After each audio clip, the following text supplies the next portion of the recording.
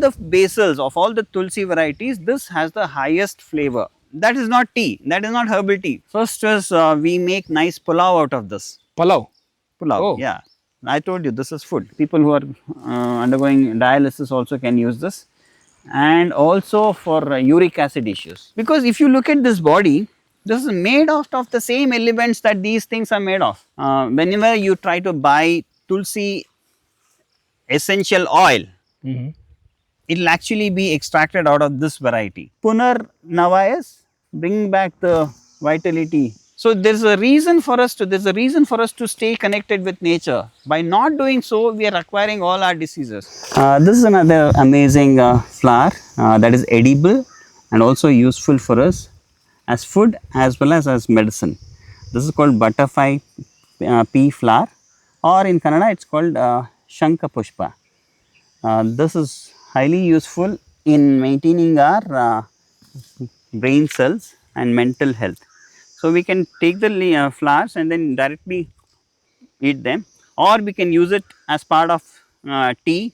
You get nice purple tea, and these flowers are also called as pH indicators, because there's an amazing thing about these flowers.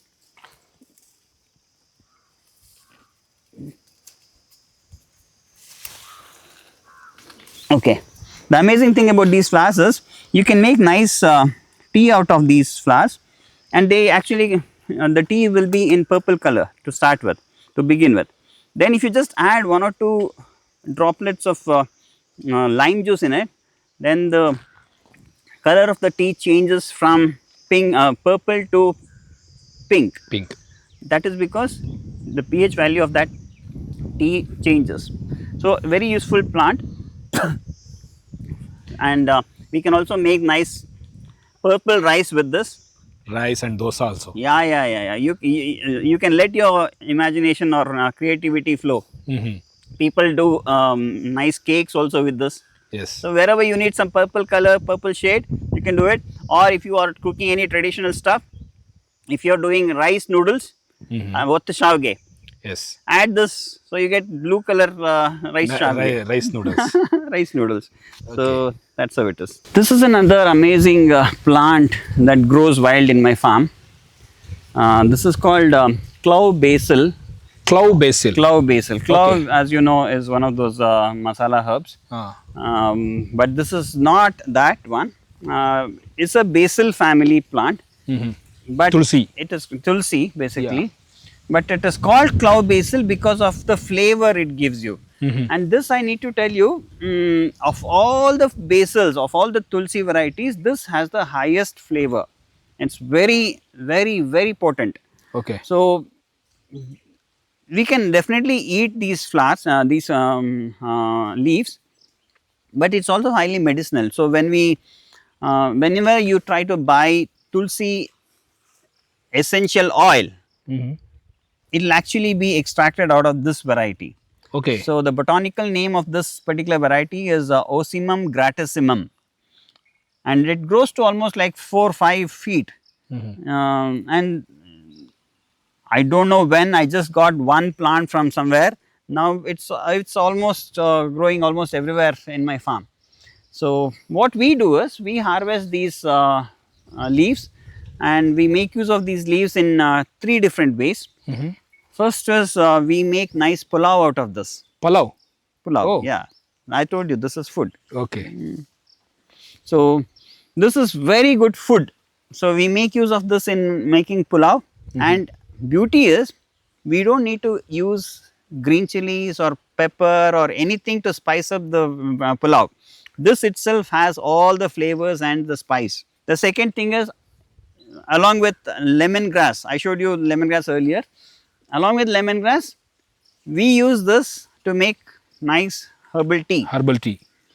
Unfortunately, these days I have noticed there's another trend that has started. People say green tea and herbal tea, but they use tea leaves in that. Tea leaves in it. No, that is not tea. That is not herbal tea. Okay. So in Chiguru Eco Space, we have an option of at least 50 different things that we can use as part of our tea. So we use these as our tea. Also, we use this for medicine. So whenever I see an abundant growth, I harvest them and either using them as my raw material for herbal tea or raw material for my medicine for cough. Okay. Okay, if you have one of these plants at home, you can easily grow this at your terrace garden, and saplings are available at Nature Inspires Chiguru Eco Space Sanjeevani Nursery. So you plant one of these saplings at home, and then you are assured of nice food as well as medicine that can cure all cough and other related issues. Next to this, I noticed one other important plant. This is called Calotropis gigantea. Calotropis gigantea or milkweed. This is again a very useful plant. When we break this, we get milk, and that milk is actually used to actually, what happens is, when we are living in a farm like this, sometimes while working you may have a thorn that pokes you and it does not come out. So we just drop 1 or 2 drops of this milk over it and they forget it. So it kind of just dissolves it. Also, this is useful in curing inflammation. If I have any swelling or any wound, uncut wound, then we can just take this leaf, heat it on a tawa and place it on in the area where I have the swelling and bandage, put a cover it up, and then overnight it heals it off. Oh. So Calotropis gigantea is the botanical name, milkweed is a common name. In Kannada we call it as Yekkada Gida, and there are 2 varieties in this, one which gives you purple flower or bluish flower, and the other one which gives you white flower. The one which gives you white flower is considered as sacred and offered to Lord Ganesh. Lord Ganesha Shiva? Ganesh. Ganesh. Yeah. Okay. So again, extension of this thing, we have custard apple here. Custard apple is another underrated fruit. There's a lot of good things about this custard apple. It's good of full of good fat and very good for growing children. And we also use leaves because custard apple leaves are very good at reducing your hair lice. So we use this as part of our herbal bath. Okay, this is another thing I need to tell you. Whenever visitors come to the farm, we give something called as a herbal bath. We take about 20 different types of herbs and we boil it in an earthen oven. Okay. And we use that water to take bath. So it is like earlier stage queen's bath. Ande, which we use. Did I mention earthen pot? Sorry, it's not earthen bath. It's a brass thing. Brass. Okay. Yeah. And then while I was here, I noticed something else here. This is called Neggulu Mullu, or it's called Gokshura, or Tribulus terrestris is the botanical name. This is one amazing herb full of benefits for nerve disorders. Yeah, and generally works very good with Punarnava. I thought it is Nelanalli. No. It is not. It looked like that. Yeah, that is Phyllanthus neruri. This is different. This is Tribulus terrestris. It's also called puncture wine in normal terms, because these pods, earlier they used to say that they had ability to puncture a cycle tire. So of course this is a smaller one. In the wild you get Bada Gokshura. So that will have bigger size fruits. But this is amazing food. We can cook it as curry, and especially good for curing all male reproductive disorders. And also it works very good with Punarnava, which is Borhavia diffusa or Komme soppu. Along with that, if we start using this, it is a nice remedy for kidney disorders. People who are undergoing dialysis also can use this, and also for uric acid issues. Oh. Yeah. See, this is a medicinal store actually. Okay. Okay, so you don't really need to look for any medicinal store if you start living a life close to nature. And then why do we even have to live close to nature? Because if you look at this body, this is made out of the same elements that these things are made of. So there's a reason for us to stay connected with nature. By not doing so, we are acquiring all our diseases. So I want to introduce to some other plants here. This is called fishtail palm, very ornamental. Now of course these days it's being grown only for its ornamental purposes, but this is also called as earlier days Red Bull or energy drink. People used to drink sap of this plant to get that energy. Baine Sendi. Yeah, Baine. It's Baine called Sendi. Baine in Kannada. Yeah. This is another amazing plant. Actually much in need today. This is called ylang-ylang. Ylang-ylang. Kannanga odorata is the botanical name. Ylang-ylang is the common name, and what we use here is the flowers. In Kannada we call it as vanasampige. We use the flowers to extract essential oil out of it, and ylang-ylang essential oil is used in treating depression issues. Oh, that's a green color. That is the That's flower. Yes, that's the flower. It turns into yellow color once it matures. Okay. And they are highly fragrant. Uh-huh. I'm sorry I don't have anything within reach, but then it's very good, and then they smell very nice, and that is used for treating depression, which is the order of the day now. Okay, I want to show you one other plant here. This is called Hercules. Hercules. It's called acacia something, I don't know, Herculofibus or something. It's actually an exotic species, not from India, but then it is used in pulp industry. This one. Yeah, so unfortunately pristine forests are being cut off to grow this one crop as monoculture, which is a wrong thing. So I have retained one plant here just to show that to the visitors that this is happening. When I visited Dandeli recently, I could see large plantations of this tree, a monoculture. So it is very bad. And here we have our mehendi plant. This is what we use for natural hair color. We use this on day 1 and that on day 2. So we have had some very good references. People have used it in our Sogodu Sante, and they have all given me some very good feedback about this combination. Yeah, this is another extension of my farm.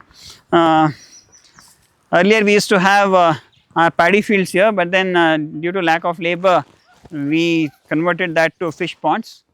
Now I have fishes happening here, and this is actually cosmos plant. All of this is cosmos plant. Another 1 month they'll all be in full bloom with all beautiful yellow color flowers. So these are my fish ponds. I have totally about 7 ponds, and there are fishes in them. And I don't do intensive culture, so they follow natural thing. I use cow dung as the input, and cow dung, fishes don't eat cow dung, but then we develop phytonutri phytoplanktons, zooplanktons and phytoplanktons. That is used by fishes. Okay. So this is natural water, as you can see. So you already have the fishes in it. We do have fishes in this. Okay. And when which one? visitors Tilapia? Oh, beautiful. Little kingfisher. Kingfisher. We have noticed almost like 38 different species of water birds here. And then when kids come here and looking for some adventure, I let them make their own rafts, and especially the teenage kids, if they come here, they'll make their own rafts and they'll sail on this water. So just to give them that feel of achievement. Yeah, it's a good way to be with nature. And so how deep it is? Water. These are just about 5 feet. 5 feet. Yeah, and you can see there's a good number of what's that? Damselflies and dragonflies. Dragonflies. Yeah, dragonflies. The moment you notice dragonflies and damselflies, you can be assured that the water quality is good, because they only look for good quality water. Yes. And this water I get it from the stream, which is zero pollution. So this is very good. And then while here I need to introduce you to one more plant. See, nature is full of some amazing stuff. It's called Heliotropium indicum. This grows wild just like a weed, but the amazing fact about this one is this attracts a lot of butterflies. It's a nectar plant, so you can see a lot of butterflies hovering around this plant. Um, yeah, I have a good number of these plants growing all around. See, since we have water and the bund created, I wanted something that can avoid soil erosion. This is an amazing plant for us to do that job. It's called Vetiver. It's a grass variety with the ability to have fantastic roots going down to almost like 8 feet. And the beauty of this 8 feet? 8 feet, yeah. Oh. And the beauty of this particular plant is in its roots. Of course, the upper part, our cattle use it as fodder, but then we use the ground below part, the root part. Vetiver roots are very good in their cooling property. So we have seen people generally suffer because of heat strokes and all that, but if we use the root of these vetiver grass and then boil water with this and use that water to drink, it's one of the best cooling agents for your body. And it has a very nice flavor also, so people would definitely drink it without any problem. And while talking about this, I just noticed I have another very useful plant here. This is Borhavia diffusa, or spreading hogweed. This is an amazing plant. It's called Punar Nava in Kannada or Sanskrit. Punar Nava is youthfulness. Punar Nava is bringing back the vitality. So that's what it means. In Kannada, it's called Komme Soppu. What is this used for is, it's very good for urinary tract infections in females or in males, and also very good for kidney related issues. Anything related to urinary bladder or kidney, this is a very good plant to use.